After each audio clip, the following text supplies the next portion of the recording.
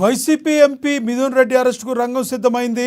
MP Mithun Reddy అరెస్టుకు AP CID బృందాలు ఢిల్లీకి వెళ్లాయి. మద్య విధానంపై దర్యాప్తు తొలిదశలోనే ఉందని మొన్న హైకోర్టు చెప్పింది. ఈ నేపథ్యంలోనే మిథున్ రెడ్డిని నిందితుడిగా పేర్కొనలేదని ఏపీ సిఐడి తెలిపింది. దీంతో మిథున్ రెడ్డి ముందస్తు బెయిల్ పిటిషన్ను డిస్మిస్ చేశారు.